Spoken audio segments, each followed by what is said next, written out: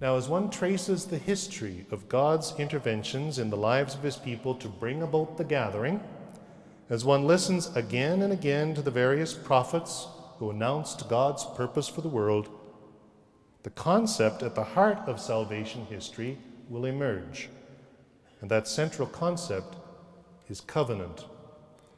Appreciating the nature and centrality of covenant is necessary to understand the oneness of the church. So let's call to mind, well, obviously very briefly, the key moments in the establishment of the covenant between God and his people. The history of God's intervention in the lives of his people begins with the call of Abraham, who is summoned to a radical break with family and land to go to an unknown place, and who responded in faith. The promise was to raise up from him many descendants and to make him the father of a great nation.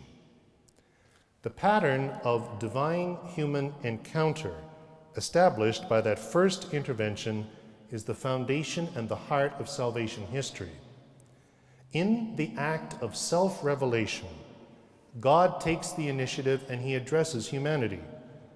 The whole human person is the recipient of this communication and experiences the divine claim as absolute.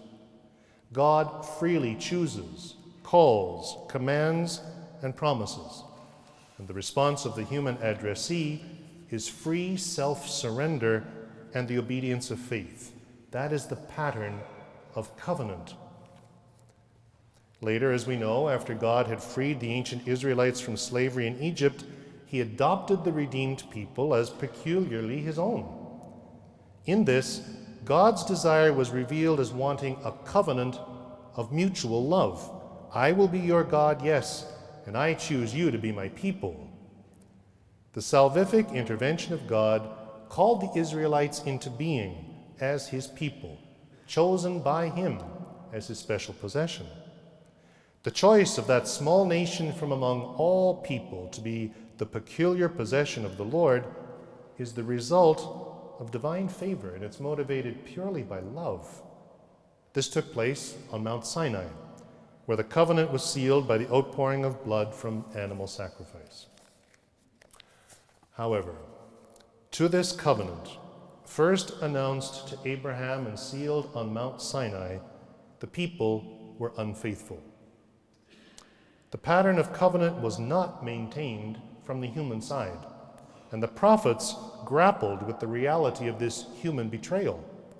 Again and again, they called the people to return to covenant fidelity, but to little avail. In time, the prophets began to announce that God would establish a new and eternal covenant with his people.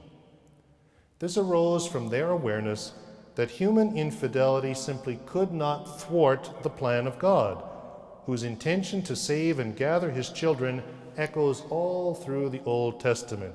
You will be my people, and I will be your God. And this is indeed what God did. He did establish a covenant, both new and eternal. But he did so in a way that the prophets could never have imagined.